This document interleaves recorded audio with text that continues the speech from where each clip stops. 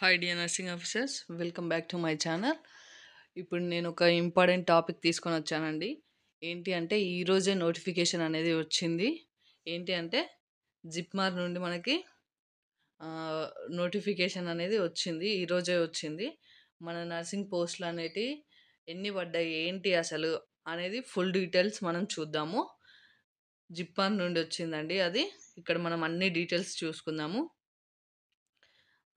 ఏ కేటగిరీలో వచ్చిందంటే మనకిప్పుడు గ్రూప్ బి గ్రూప్ బి పోస్టులలో మన నర్సింగ్ అనేటి ఉన్నాయి. ఇక్కడ అన్ని టోటల్ ఇన్ఫర్మేషన్ ఇచ్చారు వాళ్ళు. ఎగ్జామ్ డేట్ ఎప్పుడు అప్లై చేసుకోవాలి, అన్ని ప్రతీది వచ్చేసి వాళ్ళు క్లియర్గా ముందే ఇచ్చారు. మనం అన్నీ చూసుకుందాము క్లియర్గా. ఓకేనా? ప్రతి ఒక్క ఇన్ఫర్మేషన్ ఇచ్చారు. ఇక్కడ ముందుగా మనం ఇంపార్టెంట్ డేట్స్ చూసుకుందాము. ఇంపార్టెంట్ డేట్స్ వచ్చేసి ఆన్లైన్ రిజిస్ట్రేషన్ అనేది ఈరోజే నోటిఫికేషన్ వచ్చింది. మనం అప్లై కూడా చేసుకోవచ్చు. ఎప్పటి వరకు లాస్ట్ డేట్ అని అంటే ఈరోజు నుంచి స్టార్ట్ అయింది. ఎప్పటి వరకు లాస్ట్ డేట్ అని చూసుకుంటే మనము నెక్స్ట్ మంత్ ఆగస్టు 19th వరకు, ఆగస్టు 19th 4:30 PM వరకు మనము ఆన్లైన్ రిజిస్ట్రేషన్ అనేది చేసుకోవచ్చు. ఓకేనా? ఓన్లీ ఆన్లైన్లో మాత్రమే మనము అప్లికేషన్ చెయ్యాలి. ఇంకా వేరే మోడ్ ఏది లేదు. ఓన్లీ ఆన్లైన్ అప్లికేషన్ మాత్రమే ఉంది. ఓకేనా? హాల్ టికెట్ డౌన్లోడ్ ఎప్పుడు చేసుకోవాలి అని అంటే ఇక్కడ వాళ్ళు హాల్ టికెట్ డౌన్లోడ్ కూడా ఇచ్చారు డేట్. ఎప్పుడు అంటే ఇది సెప్టెంబర్ 2కి మనము హాల్ టికెట్ డౌన్లోడ్ చేసుకోవాల్సి ఉంటుంది. డేట్ ఆఫ్ ఎగ్జామినేషన్ వచ్చేసి సెప్టెంబర్ 14కి మనకు ఎగ్జామ్ కూడా ఉంది. సో మనం ఖచ్చితంగా చదవడం అనేది స్టార్ట్ చేయాలి. ఇంకా ఈఎస్ఐ మోడ్లోనే ఉండకండి. మనకు సెప్టెంబర్లో నార్సెట్ కూడా ఎగ్జామ్ ఉంటుంది. జిప్మార్ది అయితే నోటిఫికేషన్ వచ్చింది. ఇంకా నార్సెట్ కూడా వచ్చేస్తుంది. అది కూడా సెప్టెంబర్లోనే ఉంటుంది మోస్ట్లీ ఎగ్జాము. ఓకేనా? స్కిల్ టెస్ట్ ఉంది జిప్మార్కి. మనకు ఎగ్జామ్ అయిపోయిన తర్వాత స్కిల్ టెస్ట్కి వాళ్ళు డేట్ అనేది అనౌన్స్ చేస్తామని చెప్పారు. ఇక్కడ మనం చూసుకున్నట్టయితే ఇంకా అదే విధంగా ఇక్కడ చూడండి మనకు ఇక్కడ గ్రూప్ బి పోస్టులల్లా 4th నెంబర్లో సీరియల్ నెంబర్ 4th దాంట్లో నర్సింగ్ ఆఫీసర్స్ ఉన్నాయి. టోటల్ పోస్టులు వచ్చేసి మనకి ఎన్ని 150. ఇక్కడ టోటల్ పోస్టులు వచ్చేసి 154 పోస్టులు ఉన్నాయి. అన్రిజర్వ్డ్లో ఎన్ని ఉన్నాయంటే 87 ఉన్నాయి. ఓబీసీలో 13 ఉన్నాయి. ఎస్సీలో 10 ఉన్నాయి. ఎస్టీలో 14, ఈడబ్ల్యూఎస్లో 30 ఉన్నాయి. ఇవి మన నర్సింగ్ ఆఫీసర్స్కి సంబంధించినవి. అదేవిధంగా ఈ ఎక్స్రే టెక్నీషియన్స్కి కూడా ఉన్నాయి చూడండి. ఎక్స్రే టెక్నీషియన్, రేడియోథెరపీ వాళ్ళకి, రేడియో డయాగ్నోసిస్ వాళ్ళకి కూడా ఉన్నాయి. ఎక్స్రే టెక్నీషియన్స్కి ఇద్దరికి కూడా. ఈ రేడియోథెరపీ వాళ్ళకేమో 1 ఉంది. ఇది రేడియో డయాగ్నోసిస్ వాళ్ళకేమో 5 పోస్టులు ఉన్నాయి. అవి మీరు చూసుకోండి. ఓకేనా? ఇప్పుడు మనం నర్సింగ్ ఆఫీసర్స్ గురించి మాట్లాడుతున్నాం కాబట్టి ఈ మిగతా అన్నీ వాళ్ళు కావాల్సిన వాళ్ళు చూసుకుంటారు. మనం నర్సింగ్ ఆఫీసర్స్ది నేను మీతో షేర్ చేస్తున్నాను ఇన్ఫర్మేషన్ అనేది. ఓకేనా? గ్రూప్ సి పోస్టులు కూడా ఉన్నాయి. అందులో మన ఏం లేవు. గ్రూప్ బిలోనే మనవి ఉన్నాయి కాబట్టి మనం అవి చూసుకుందాము. ఇక్కడ చూడండి పీడబ్ల్యూబీడి వాళ్ళకి ఇక్కడ 23 నర్సింగ్ ఆఫీసర్స్ 23 వాళ్ళకి ఉన్నాయి పోస్టులు. ఓకేనా? ఇప్పుడు మనము ఎవరు అప్లై చేయొచ్చు, బీఎస్సీ వాళ్ళ, జిఎన్ఎం వాళ్ళ, పోస్ట్ బీఎస్సీ వాళ్ళ, ఇలా ఉంటుంది కదా మనకు ఏజ్ రిలాక్సేషన్ ఎంత అనేది ప్రతిదీ మనం చూసుకుందాము. ఇక్కడ నర్సింగ్ ఆఫీసర్స్ మనది చూసినట్లయితే బీఎస్సీ నర్సింగ్ వాళ్ళు చేయొచ్చు, పోస్ట్ బీఎస్సీ నర్సింగ్ వాళ్ళు కూడా చేయొచ్చు, జిఎన్ఎం వాళ్ళు కూడా చేయొచ్చు. ఇక్కడ మనము రిజిస్ట్రేషన్ అయ్యి ఉండాలి, మన సర్టిఫికేట్ అనేది. నెక్స్ట్ 2 years ఎక్స్పీరియన్స్ ఉండాలి మినిమం 50 bedded హాస్పిటల్లో. మనకు ఖచ్చితంగా 2 years ఎక్స్పీరియన్స్ అనేది వాళ్ళు అడిగారు. 2 years ఎక్స్పీరియన్స్ మీకు ఉండి సర్టిఫికేట్స్ తీసుకున్నట్టయితే వెంటనే తీసుకోండి. ఇంకా 1 month టైం ఉంది అప్లికేషన్కి. తీసుకొని అప్లై చేసుకోండి. ఓకేనా? ఇక్కడ పే స్కేల్ వచ్చేసి ఎంత 44,900 ఉంది. లెవెల్ 7లో ఏజ్ లిమిట్ ఎంత up to 35 years. Age relaxation కూడా వాళ్ళు ఇచ్చారు. ఆ కాలం కూడా మనం చూద్దాము ఏజ్ రిలాక్సేషన్ ఎంత అనేది కూడా. ఓకేనా? ఇదైతే క్లియర్ కదా. బీఎస్సీ, పోస్ట్ బీఎస్సీ, జిఎన్ఎం వాళ్ళు వీళ్ళు ముగ్గురు కూడా అప్లై చేయొచ్చు. 2 ఇయర్స్ ఎక్స్పీరియన్స్ అనేది కావాలి అని వాళ్ళు అడిగారు. ఓకేనా? నెక్స్ట్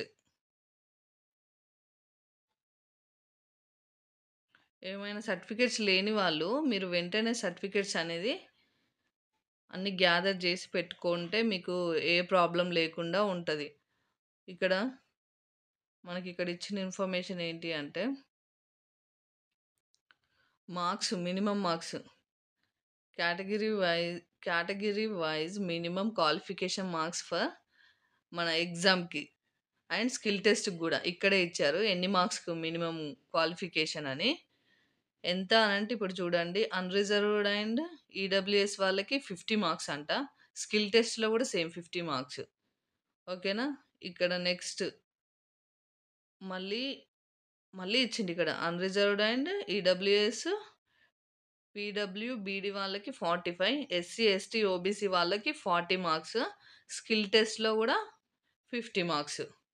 స్కిల్ టెస్ట్లో 3 కేటగిరీ వాళ్ళకి 15 ఉన్నాయి. ఇక్కడ మనకు రిటర్న్ ఎగ్జామ్లో మాత్రం సిబిటీలో మాత్రం ఇక్కడ వేరియేషన్ అనేది మనం చూస్తున్నాం. ఎస్సీ ఎస్టీ ఓబీసీ వాళ్ళకి కేటగిరీ మనం అప్లై చేసుకుంటే 40 ఉంది. అన్రిజర్వ్లో చేసుకుంటే మాత్రము ఒకసారేమో మరి 45 ఇచ్చారు, ఇంకొకసారి ఏమో 50 ఇచ్చారు. అది క్లియర్గా మనం చూడాలి అప్పుడు. ఓకేనా? నెక్స్ట్ ఏజ్ రిలాక్సేషన్ గురించి మాట్లాడుకుంటే ఇక్కడ ఎస్సీ ఎస్టీ వాళ్ళకి చూడండి 5 ఇయర్స్ ఏజ్ రిలాక్సేషన్ అనేది ఉంది. ఏం టెన్షన్ పడకండి, చదవండి, ఇంకా టైం ఉంది.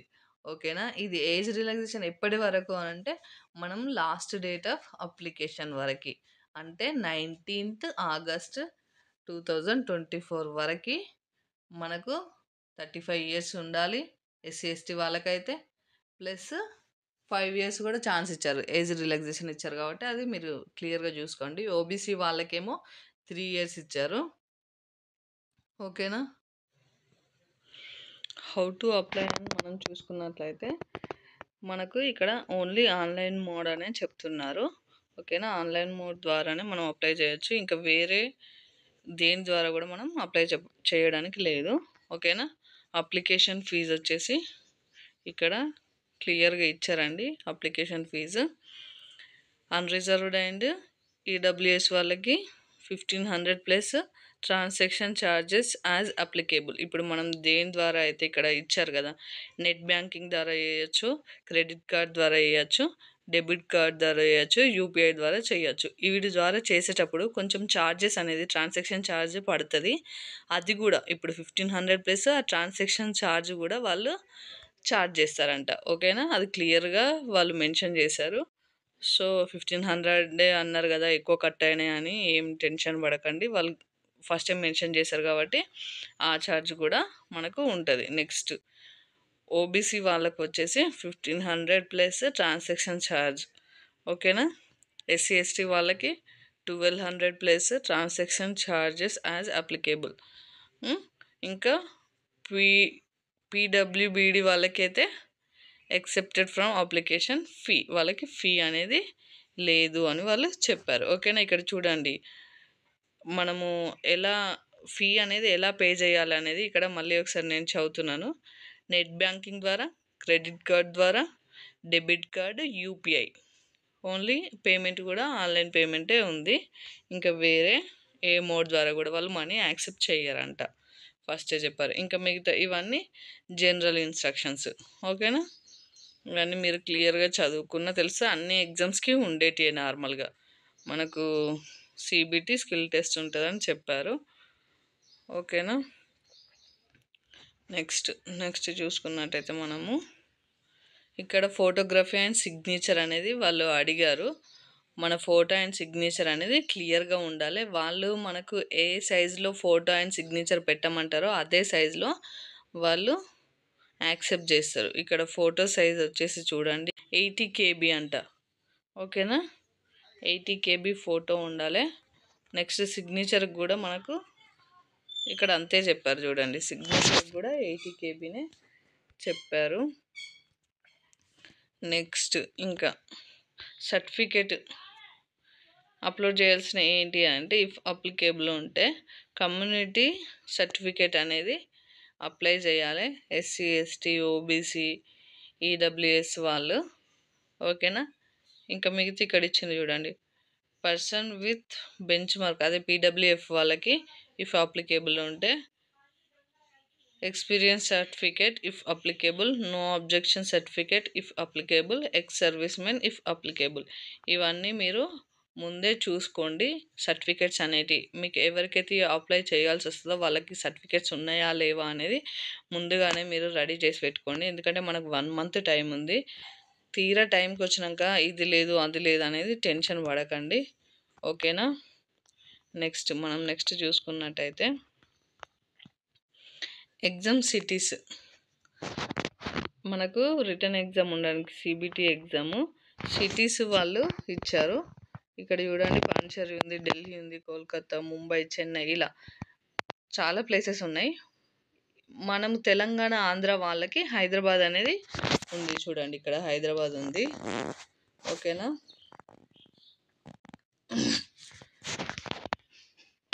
ఈ తిరువనంతపురం, కొచ్చి, కోజికోడ్, కొల్లం, కొన్నూరు ఇవన్నీ ఉన్నాయి. చాలా సిటీస్ ఉన్నాయి. మన ఈ 2 states వాళ్ళకైతే హైదరాబాద్ అనేది ఉంది, బెంగళూరు కూడా ఉంది.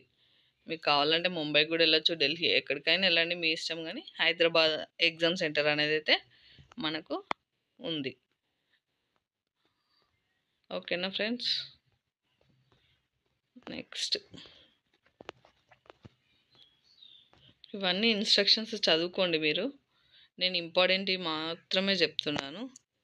ఓకేనా, ఇక్కడ ఏంటంటే మెయిన్ సిటీకి 50 to 100 kilometers దూరంలో ఉంటుంది అని చెప్తా ఉన్నారు. 2 hours బిఫోర్ ఎగ్జామ్కి మనము ఉండాలి అని కూడా చెప్తున్నారు. హాల్ టికెట్ వచ్చిన తర్వాత మనం ఎలాగో వెళ్ళాల్సిన టైంకి మనం వెళ్తాము. అది క్లియర్గా మీరు చూసుకోండి. ఓకేనా, మార్క్స్, నెగిటివ్ మార్క్స్ ఉన్నాయా, ఎన్ని మార్కులు అనేది మనం చూసినట్టయితే ఒక్క క్వశ్చన్కి ఒక కరెక్ట్ ఆన్సర్ చేస్తే మనము 4 marks వస్తాయి. రాంగ్ ఆన్సర్కి 1 mark పోతుంది, -1 mark పోతుంది. ఓకేనా, అంటే ఇప్పుడు మనము ఒక రాంగ్ చేస్తే 1 mark పోతుంది, ఒక రైట్ ఆన్సర్ చేస్తే 4 marks వస్తాయి. ఇప్పుడు మనకి మెథడ్ ఆఫ్ రిసాల్వింగ్ టైస్. ఒకవేళ 2-3కి సేమ్ మార్క్స్ వచ్చినాయి అనుకో, అప్పుడు టై అయిపోద్ది కదా. అది ఎలా సాల్వ్ చేస్తారు అని వీళ్ళు చెప్పారంటే అది కూడా ముందుగానే చెప్పారు. లెస్ నెగిటివ్ మార్క్స్ ఎవరైతే ఎక్కువ రైట్ పెట్టి తక్కువ నెగిటివ్ మార్క్స్ పెట్టిన వాళ్ళని ర్యాంక్డ్ హయ్యర్గా వాళ్ళు డిక్లేర్ చేస్తారు. అంటే వాళ్ళకే అలా చూసి ఇప్పుడు టై పడిన వాళ్ళకి 2కి సేమ్ మార్క్స్ వచ్చినాయి. అందులో ఎవరైతే తక్కువగా నెగిటివ్ మార్క్స్ చేస్తారో వాళ్ళకి జాబ్ ఇచ్చే అవకాశం ఉంటుంది. అలా కూడా ఇప్పుడు సాల్వ్ అవ్వలేదు వాళ్ళ ప్రాబ్లం. ఇద్దరు కూడా తక్కువగానే నెగిటివ్ మార్క్స్ పెట్టారు అని అనుకుంటే ఏజ్ చూస్తారంట. ఎవరికి ఎక్కువ ఏజ్ ఉందో వాళ్ళని తీసుకుంటారు. ఇప్పుడు ఇద్దరు సేమ్ ఏజ్ ఉన్నారు అనుకోండి, అది కూడా సాల్వ్ అవ్వలేదు. అప్పుడు నెక్స్ట్ మెథడ్ ఏంటి అంటే ఆల్ఫాబెటిక్ ఆర్డర్ చూస్తారట. A to Z వాళ్ళ నేమ్లో ఆల్ఫాబెటిక్ ఆర్డర్ అంటే ఏ నుండి ఎవరైతే స్టార్ట్ అవుతుందో, లైక్ ఇప్పుడు అనుష ఉంది, ఇంకొక స్వప్న ఉంది. ఆల్ఫాబెట్లో ఏ ఫస్ట్ కాబట్టి అనుషకి జాబ్ వస్తుంది, స్వప్నకి జాబ్ రాదు. ఓకేనా, నాకెందుకు రాలేదు అనేది మీరు మళ్ళీ క్వశ్చన్ మార్క్ చేసి మనము కోర్టులో కేసు వేసి అవన్నీ చేయకుండా లేట్ అవుద్ది. వీళ్ళకు తర్వాత ప్రాబ్లం అవుతుంది కాబట్టి వాళ్ళు ఫస్టే అన్నీ క్లియర్గా చెప్పారు. ఓకేనా, అది కూడా మీరు చూసుకోండి.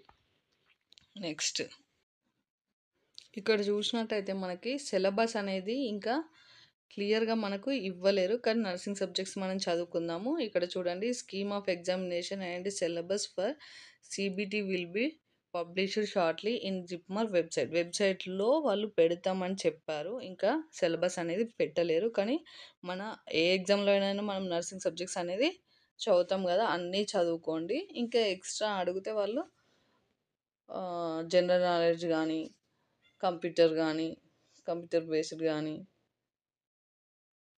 ఇలాంటివి అడుగుతారు. ఓకేనా? అవి కూడా అడిగే ఛాన్స్ ఉంటుంది. ఇప్పుడైతే మనము టైము సెప్టెంబర్లో మనకు సెప్టెంబర్ 14th ఉంది కాబట్టి కరెక్ట్గా చెప్పాలంటే 2 months ఉంది ఎగ్జామ్ డేట్ వరకు. మంచిగా చదువుకోండి. All the best. నేనైతే అన్నీ క్లియర్ చేశాను అనుకుంటున్నాను. బేసిక్స్ చెప్పాను. నేను లింక్ పెడతాను, మీరు అన్నీ చూసుకోండి, ప్రతి పేజ్ చూసుకోండి మీకు కావాలి అని అంటే. కానీ బేసిక్ ఇన్ఫర్మేషన్ అనేది అయితే నేను ఇచ్చాను అనుకుంటున్నాను. Thank you friends, thank you for watching my video. Keep watching my channel. Thank you.